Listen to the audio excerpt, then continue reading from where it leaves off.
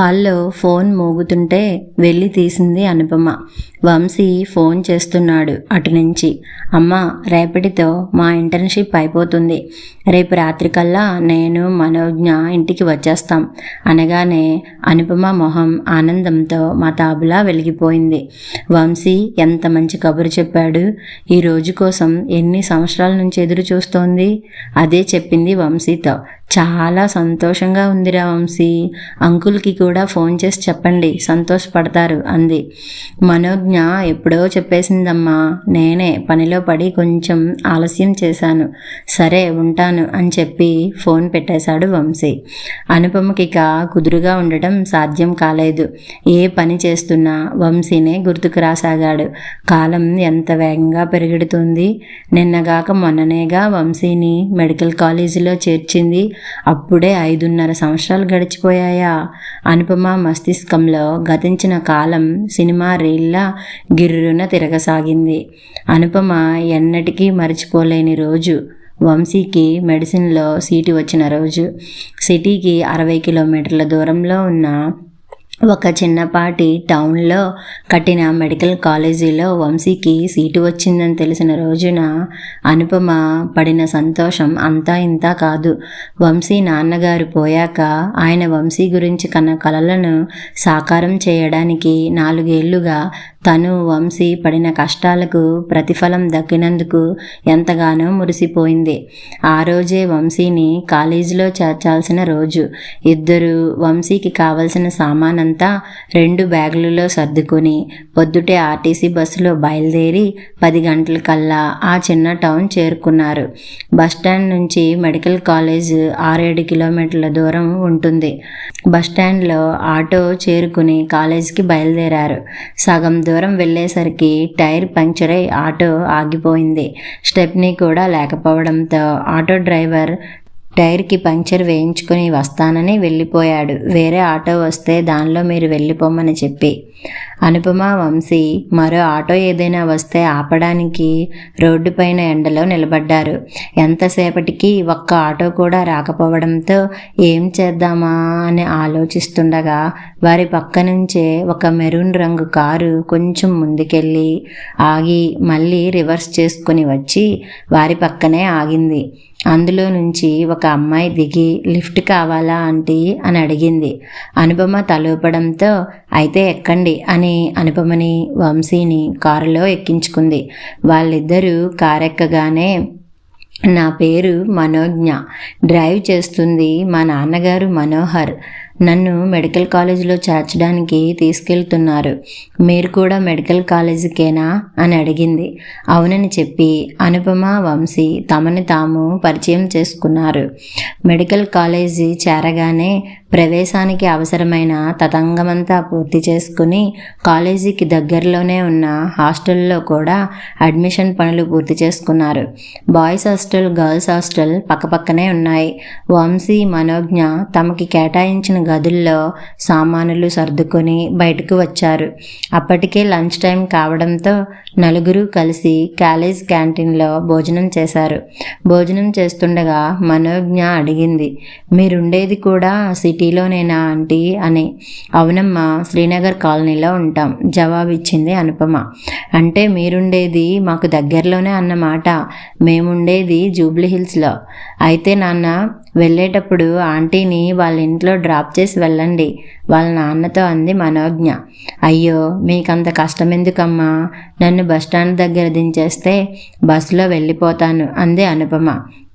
అంతవరకు వాళ్ళ మాటల్లో ఎక్కువగా కల్పించుకొని మనోహర్, ఇందులో కష్టమేముందండి, నేనటు సిటీకేగా వెళ్తోంది, మీకు అభ్యంతరం లేకపోతే నాతో రావచ్చు అన్నాడు. మనోజ్ఞ మరింత బలవంతం చేయడంతో ఒప్పుకోక తప్పలేదు అనుపమకి. పిల్లలిద్దరినీ హాస్టల్లో వదిలేసి వస్తుండగా మనోహర్ అన్నాడు వంశీతో, వంశీ, మనోజ్ఞ నన్ను వదిలి ఎప్పుడూ ఒంటరిగా ఉండలేదు. ఇక్కడ నువ్వే తనకి ఆసరాగా ఉండాలి. వంశీ ఆయనకు భరోసా ఇచ్చాడు.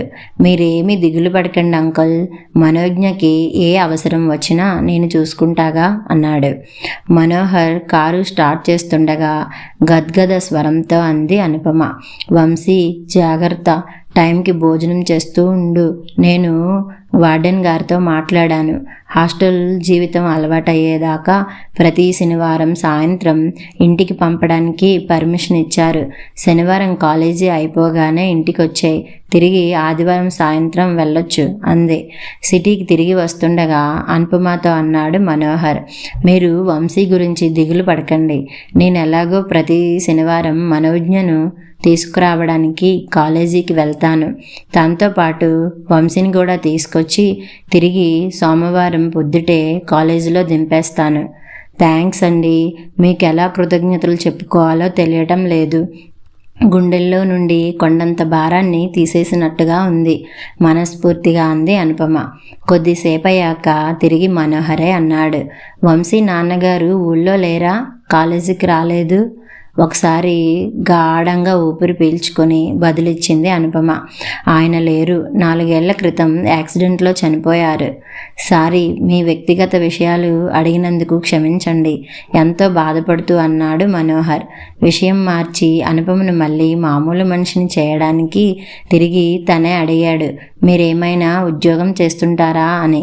అవునండి, ఒక ప్రైవేట్ ఉమెన్స్ కాలేజ్లో ఇంగ్లీష్ లెక్చరర్గా పనిచేస్తున్నాను జవాబిచ్చింది అనుపమ. తర్వాత మనోహర్ తన గురించి చెప్పుకొచ్చాడు. అతను ఒక ఐటీ కంపెనీలో సాఫ్ట్వేర్ ఇంజనీర్గా పనిచేస్తున్నాడు. మనోజ్ఞ ఒక్కతే సంతానం. మనోజ్ఞ చిన్నప్పుడే భార్య మరో ప్రసవంలో కన్నుమూసింది. అప్పటి నుంచి అతడే మనోజ్ఞకు సర్వస్వమై పెంచుకొస్తున్నాడు. ఒక విధంగా చెప్పాలంటే మనిద్దరి జీవితాలు ఒకే బాటలో పయనిస్తున్నట్లున్నాయి. వాతావరణం తేలిక చేస్తూ నవ్వాడు అతను. వారలా మాట్లాడుకుంటుండగానే సిటీకి చేరుకున్నారు. అనుపమను వాళ్ళ ఇంటి దగ్గర దింపేసి వెళ్ళిపోయాడు మనోహర్. ఆ విధంగా పరిచయమైన ఆ 2 కుటుంబాల మధ్య అనుబంధం ఈ 5.5 ఏళ్లలో దినదిన ప్రవర్ధమానమవుతూ వారి మధ్య ఎంతో సామీప్యత తెచ్చింది. తరచుగా ఒకరింటికి మరొకరు భోజనాలకి రావడం, ఏ శుభకార్యమైనా అందరూ కలిసి చేసుకోవడం, ఒకరి కష్ట సుఖాలలో మరొకరు పాలు పంచుకోవడం, ఇలా చాలా దగ్గరయ్యారు. సెలవుల్లో ఇంటికి వచ్చినప్పుడు మనోజ్ఞ వాళ్ళ ఇంట్లో కొన్ని రోజులు గడపడం దాదాపు పరిపాటి అయిపోయింది. వంశీ, మనోజ్ఞ మెడిసిన్ 3వ సంవత్సరం పూర్తయి సెలవులకి ఇంటికి వచ్చినప్పుడు మనోజ్ఞ ఇంట్లో కూర్చొని విసుగు పుడుతోందంటే మనోహర్ మనోజ్ఞను ఊటీకి తీసుకెళ్లడానికి ప్లాన్ చేశాడు. అయితే మనోజ్ఞ పట్టుబట్టి తమతో పాటు వంశీ, అనుపమలు కూడా వచ్చేటట్లు చేసింది. అప్పటి నుంచి సెలవుల్లో ఏ ప్రదేశానికి వెళ్ళినా నలుగురు కలిసే వెళ్ళసాగారు. వంశీ, మనోజ్ఞ కూడా ఈ 5.5 ఏళ్లలో ఎన్నడూ చదువుపై అశ్రద్ధ చూపలేదు. ఇద్దరూ ఎంతో కష్టపడి చదివి మెడిసిన్ మంచి మార్కులతో పాస్ అయ్యారు. గత సంవత్సరంగా చదువుకున్న కాలేజీ అనుబంధ హాస్పిటల్లోనే హౌస్ సర్జన్లుగా పనిచేస్తున్నారు. అది రేపటికల్లా పూర్తవుతుంది. ఇక పూర్తి స్థాయి డాక్టర్లుగా పనిచేయవచ్చు. ఆహ్లాదకరమైన గతంలో నుంచి బయటకొచ్చిన అనుపమ మనసు దూది పింజలా గాలిలో తేలిపోసాగింది. ఇక వంశీని ఒక ఇంటివాడిని చేసేస్తే తన మరో బాధ్యత కూడా పూర్తవుతుంది. వంశీ పెళ్ళనుకునేసరికి అనుపమ మనసులో మనోజ్ఞ సుందర రూపం మెదిలింది. ఇద్దరూ ఈడు జోడుగా ఉంటారు. ఒకరంటే ఒకరు ఎంతో సఖ్యతతో చాలా చనువుగా కూడా ఉంటారు. మనోజ్ఞ ఎంతో మంచి అమ్మాయి, చాలా చలాకీగా ఉన్న ఎంతో మృదు స్వభావురాలు. ఆ అమ్మాయి చెంగున ఇంట్లో తిరుగుతుంటే ఇంటికే కళ వచ్చినట్టుండేది. వంశీకి మనోజ్ఞ తోడైతే వాళ్ళిద్దరి జీవితాలు ఎంతో ఆనందంగా, ఉల్లాసంగా, ఎటువంటి ఒడిదుడుకులు లేకుండా సాగిపోతాయి. వాళ్ళిద్దరినీ ఒకటి చేయాలనే భావనతో అనుపమ నిర్వచించలేని ఒక తీయటి అనుభూతికి గురైంది. ఈ విషయంలో ముందుగా మనోహర్ గారి అభిప్రాయం కూడా తెలుసుకుంటే ఆ తరువాత వంశీ, మనోజ్ఞల ముందు ప్రస్తావించవచ్చు. ఈరోజే మనోహర్ గారితో మాట్లాడాలి అనుకుంది అనుపమ. అనుకున్నట్టుగానే అనుపమ ఆ రాత్రే ఫోన్ చేసి మనోహర్కి తన మనసులో మాట చెప్పి అతని అభిప్రాయం కూడా అడిగింది. మనోహర్ కూడా వంశీ, మనోజ్ఞలు ఒకటైతే తనకంటే ఎక్కువగా ఆనందించేవారు ఎవ్వరూ ఉండరని చెప్పడంతో మనసు ఎంతో కుదుటపడి ఆ రాత్రి సంతృప్తిగా నిద్రపోయింది అనుపమ. హౌస్ సర్జన్సీ కూడా అయిపోయింది. ఇక ముందు ఏం చేద్దామనుకుంటున్నావు వంశీ? కాఫీ సిప్ చేస్తూ వంశీని అడిగాడు మనోహర్. వంశీ మనోజ్ఞలు చదువులు ముగించుకొని ఇళ్లకు వచ్చి దాదాపు వారం రోజులవుతుంది. ఆ రోజు మనోహర్ మనోజ్ఞలను డిన్నర్కి పిలిచింది అనుపమ. మర్నాడు ఆదివారం కావడంతో డిన్నర్ ఎటువంటి తొందర లేకుండా తీరికగా చేయవచ్చని, భోజనాలు పూర్తయ్యాక నలుగురు డ్రాయింగ్ రూమ్లో కూర్చొని మాటలు మొదలెట్టారు. మనోహర్కి డిన్నర్ అయ్యాక కాఫీ తాగడం అలవాటు. అందుకే అతనికి ప్రత్యేకంగా కాఫీ చేసి ఇచ్చింది అనుపమ. తను పిల్లలతో పాటు ఐస్ క్రీమ్ స్కూప్ తింటూ, ఎండీ చేద్దాం అనుకుంటున్నాను అంకుల్. మరో 3 నెలల్లో నీట్ పరీక్షలు ఉన్నాయి. నేను మనోజ్ఞ ఎప్పుడో ప్రిపరేషన్ మొదలెట్టాం. ఇద్దరం ఎయిమ్స్లో సీట్ కోసం ప్రయత్నిద్దాం అనుకుంటున్నాం అన్నాడు. వంశీ మాటలకు చివుక్కున తలెత్తి చూసింది అనుపమ. అతని మాటలతో ఏకీభవిస్తున్నట్లు మనోజ్ఞ కూడా తల తిప్పుతోంది. స్పెషలైజేషన్ ఏం చేద్దామనుకుంటున్నారు? యథాలాపంగా అడిగాడు మనోహర్. నాకైతే ఇంటర్నల్ మెడిసిన్ చదవాలని ఉంది. మనోజ్ఞ గైనకాలజీ చేస్తానంటోంది. చాలా మంచి నిర్ణయం తీసుకున్నారు వంశీ. ఈ కాలంలో మెడిసిన్ చదువుకి ఒక పరిధి అంటూ పెట్టుకోలేం. డిఎం డిగ్రీ కూడా సర్వసాధారణమైపోయింది. ఎంత చదివినా నేర్చుకోవాల్సింది ఇంకా ఎంతో ఉందనిపిస్తుంది. వాళ్ళ మాటలు వింటూ మనోహర్ కేసి అర్థింపుగా చూసింది అనుపమ. ఆమె మనోగతం అవగతం చేసుకున్నట్టు తన మాటలకు వంశీ స్పందించకముందే తిరిగి అన్నాడు మనోహర్. అయితే మాలాంటి తల్లిదండ్రులు సంతోషపడేది, సంపూర్ణంగా తృప్తి చెందేది పిల్లలు చదువులు ముగిశాక ఉద్యోగాలు సంపాదించుకొని పెళ్ళిళ్ళు చేసుకొని ఒక ఇంటి వారిగా స్థిరపడినప్పుడు. ఆ ప్రక్రియ ఎంత వేగంగా పూర్తయితే అంత ఆనందిస్తారు. అందరిలాగే మీ అమ్మగారు, ఒక విధంగా చెప్పాలంటే నేను కూడా, మీ ఇద్దరి విషయంలోనూ త్వరలో ఇదే జరగాలని ఆశిస్తున్నాం అన్నాడు. మా పిల్ల? ఆశ్చర్యంగా చూశాడు వంశీ. అవును, మీ పెళ్ళే వంశీ, మధ్యలో కలగజేసుకుంటూ అందే అనుపమ.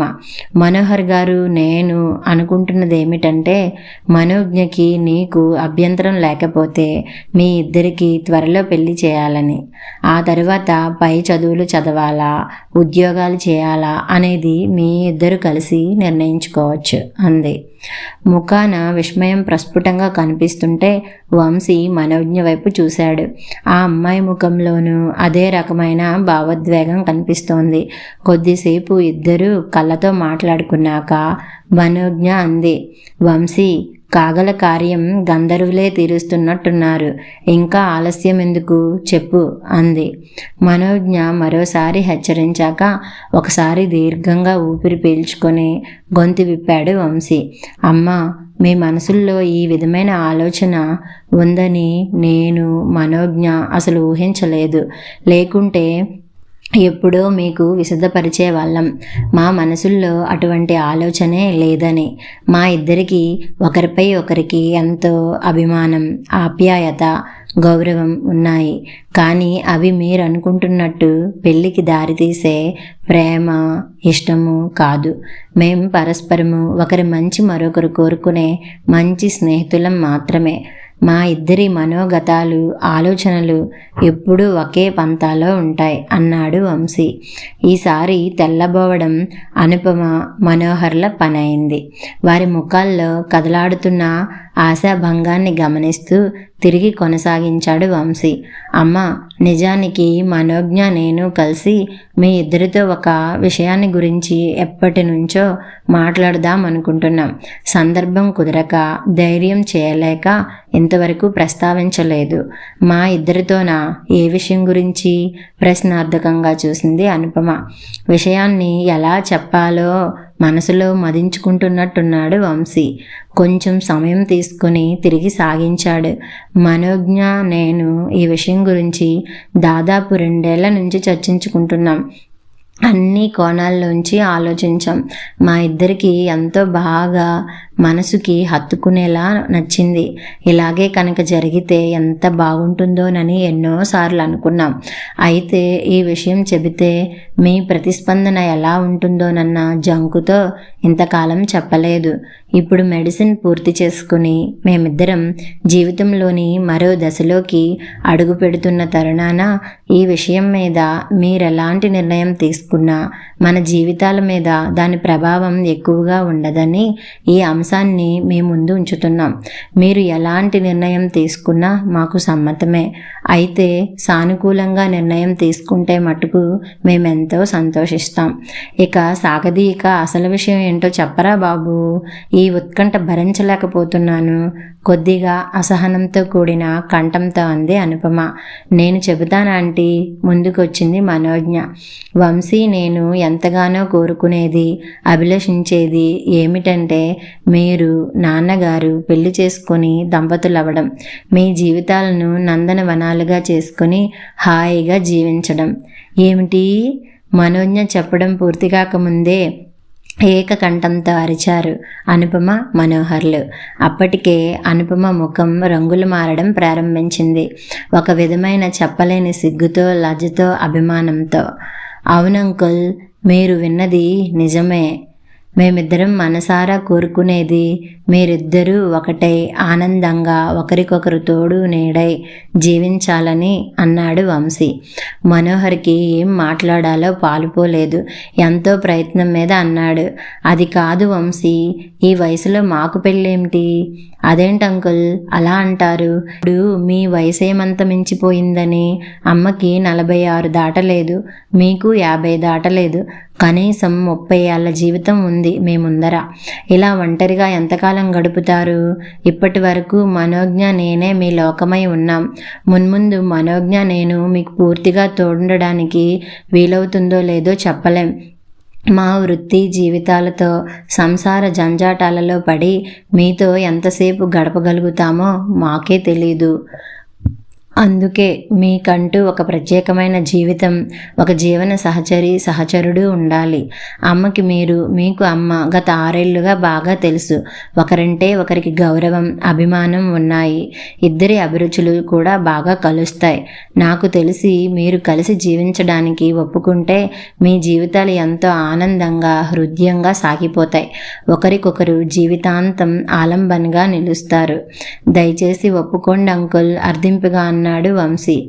మీకు పెళ్లి చేయాల్సిన వయసులో మాకు పెళ్ళేమిట్రా, మీ పిచ్చి కాకపోతేను. ఎంతో లోతైన బావిలో నుంచి వస్తున్నట్లు బలహీనంగా వినపడింది అనుపమ గొంతు. మనోజ్ఞ అనుపమ పక్కకి చేరి ఆమె చేతుల్ని తన చేతుల్లోకి ఆప్యాయంగా తీసుకుంటూ అంది. ఆంటీ, అమ్మ ప్రేమంటే తెలియకుండా పెరిగిన దాన్ని. మీరు కలిసాకే అమ్మ ప్రేమలోని మాధుర్యం ఎలా ఉంటుందో తెలిసింది. మీరు నాన్నగారు కలిసి ఉంటే రేపు నేను పెళ్లి చేసుకున్నాక కూడా నాకంటూ ఒక పుట్టిల్లు, ఒక అమ్మా నాన్న ఉంటారు. మీ దగ్గర నేను అమ్మ ప్రేమని సంపూర్ణంగా జీవితాంతం పొందగలుగుతాను. నా కోసం నాన్న, వంశీ కోసం మీరు మీ సరదాలన్నీ చంపుకొని ఎంత త్యాగం చేశారో మా ఇద్దరికీ బాగా తెలుసు.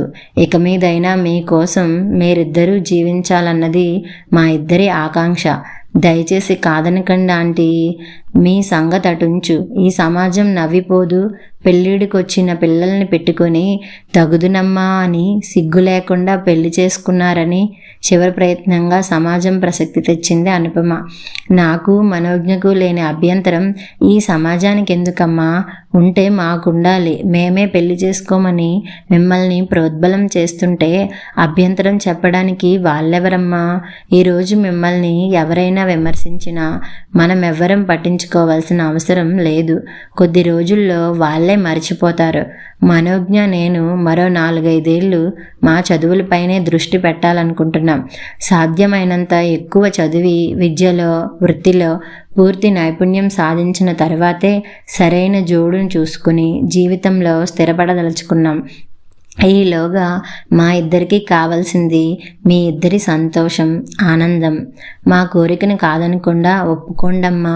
మరోసారి అనుపమను అర్థించాడు వంశీ. అదే సమయంలో మనోహర్ని కూడా ఒప్పించడానికి ప్రయత్నిస్తోంది మనోజ్ఞ. ఏం మాట్లాడాలో తెలియక యాదృచ్ఛికంగా మనోహర్ వైపు చూసింది అనుపమ, ఏం చేద్దామన్నట్లు. అతని కళ్ళల్లో లీలగా కనబడుతున్న అంగీకార భావం చూసి అప్రయత్నంగా వంశీ మాటలకు తలూపింది, తన ఒప్పుదలను సూచిస్తూ. ఆమె తలూపగానే గట్టిగా అరిచాడు వంశీ, మను, అమ్మ ఒప్పేసుకుంది అని. అతని కేక వినగానే మనోజ్ఞ ఒక్క ఉదుటున అనుపమ పక్కకి చేరి, thank you aunty, thank you అంటూ అనుపమను పట్టుకొని కుదిపేసింది, గట్టిగా కావలించుకొని. అనుపమ ఎర్రబారిన ముఖంతో సిగ్గు మొలకే అయింది. మను, అంకుల్ ఇంకా ఏం చెప్పలేదు? సందేహం వెళ్ళబుచ్చాడు వంశీ. నాన్న అంగీకారమా? అమ్మ సరే అన్నాక ఆయన ఒప్పందం ఎవరికి కావాలి? అయినా నా మాట కాదనే ధైర్యం ఉందా ఆయన గారికి? తల ఎగరేస్తూ అంది మనోజ్ఞ. ఆమె మాటలకు ఒక చిన్న మందహాసం చేశాడు మనోహర్. వాళ్ళ నవ్వులతో ఆ ఇల్లు ఒక స్వర్గసీమే అయింది. కథ సమాప్తం.